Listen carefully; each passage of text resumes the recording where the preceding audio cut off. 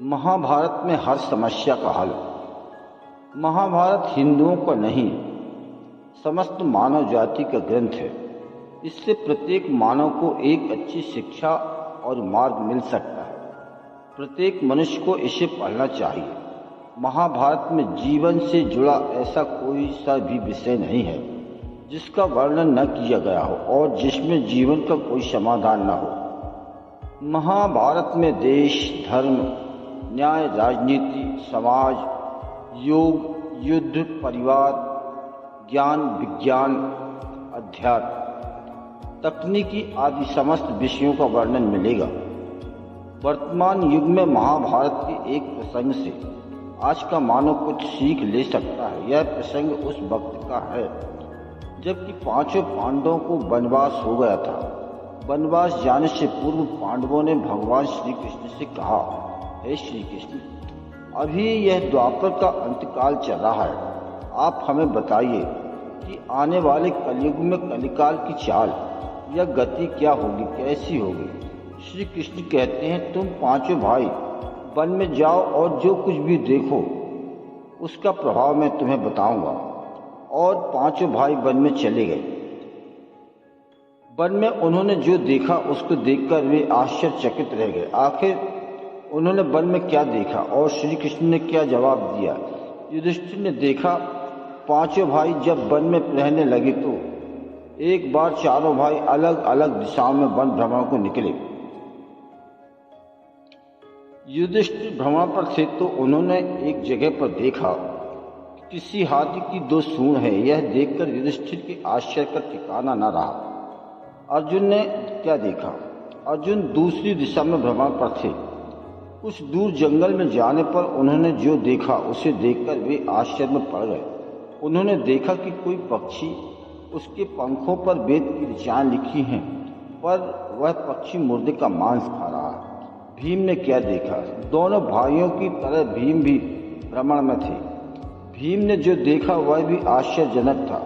उन्होंने देखा कि गाय ने बछड़े को जन्म दिया है और जन्म के बाद वह बछड़े को इतना चाट रही है कि बछड़ा लहूलुहान हो गया। सहदेव ने देखा। सहदेव जब भ्रमण पर थे तो उन्होंने चौथा आश्चर्य देखा कि 6-7 कुएं हैं और आसपास के कुएं में पानी है, किंतु बीच का कुआं खाली है। बीच का कुआं गहरा है फिर भी पानी नहीं है। उन्हें यह देखकर घोर आश्चर्य हुआ कि ऐसा कैसे हो सकता है। नकुल ने क्या देखा। नकुल भी भ्रमण पर थे। उन्होंने भी एक आश्चर्यजनक घटना देखी। नकुल ने देखा कि एक पहाड़ के ऊपर से एक बड़ी शिला लुढ़कती हुई आती है और कितने ही वृक्षों से टकराकर उनको नीचे गिराते हुए आगे बढ़ जाती है। विशालकाय वृक्षों में भी उसे रोक न सके।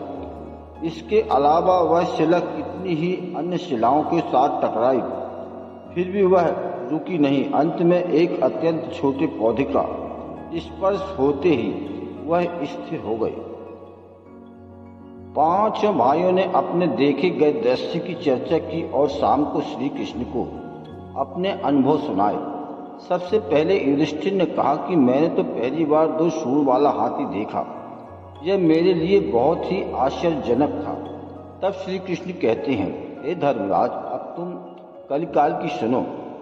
कलयुग में ऐसे लोगों का राज्य होगा जो दोनों ओर से शोषण करेंगे, बोलेंगे कुछ और करेंगे कुछ, मन में कुछ और कर्म में कुछ। ऐसे ही लोगों का राज होगा।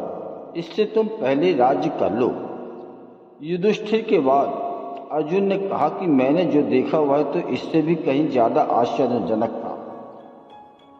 मैंने देखा कि एक पक्षी के पंखों पर वेद की ऋचाएं लिखी हुई हैं और वही पक्षी मुर्दे का मांस खा रहा है। तब श्री कृष्ण कहते हैं, इसी प्रकार कलयुग में ऐसे लोग रहेंगे जो बड़े ज्ञानी और ध्यानी कहलाएंगे।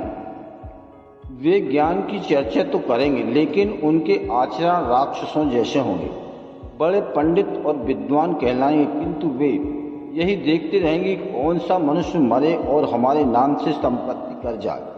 हे अर्जुन, संस्था के व्यक्ति विचारेंगे कि कौन सा मनुष्य मरे और संस्था हमारे नाम पर हो जाए। हर जाति धर्म के प्रमुख पद पर बैठे विचार करेंगे कि कब किसका श्राद्ध हो, कौन कब किस पद से हटे और हम उस पर चढ़ें। चाहे कितने भी बड़े लोग होंगे, किंतु उनकी दृष्टि तो धन और पद के ऊपर ही रहेगी। ऐसे लोगों की बहुतायत होगी, कोई कोई विरला ही संत पुरुष होगा। अर्जुन के सवाल के जवाब के बाद भीम ने अपना अनुभव सुनाया। भीम ने कहा कि मैंने देखा कि गाय अपने बछड़े को इतना चाटती है कि बछड़ा लहूलुहान हो जाता है। तब श्री कृष्ण कहते हैं, कलयुग का मनुष्य शिशुपाल हो जाएगा। कलयुग में बालकों को ममता का एक कारण बनेगी, उन्हें अपने विकास का अवसर ही नहीं मिलेगा। मोह माया में घर बर्बाद हो जाएगा। किसी का बेटा घर छोड़कर साधु बनेगा तो हजारों व्यक्ति दर्शन करेंगे, किंतु यदि अपना बेटा साधु बनता होगा तो रोएंगे कि मेरे बेटे का क्या होगा। इतनी सारी ममता होगी कि उसे मोहमाया और परिवार में ही बांध कर रखेंगे और उसका जीवन वहीं खत्म हो जाएगा। अंत में बेचारा अनाथ होकर मरेगा। वास्तव में लड़के तुम्हारे नहीं, वे तो बहुओं की अमानत है। लड़कियां जमाइयों की अमानत है और तुम्हारा यह शरीर मृत्यु की अमानत है। तुम्हारी आत्मा परमात्मा की अमानत है। तुम अपने शाश्वत संबंध को जान लो बस। भीम के बाद सहदेव ने पूछा, हे श्री कृष्ण, मैंने जो देखा उसका क्या मतलब है। मैंने यह देखा कि 5-7 भरे कुओं के बीच का कुआं एकदम खाली है, जबकि ऐसा कैसे संभव हो सकता है। तब श्री कृष्ण कहते हैं, कलयुग में धनाढ्य लोग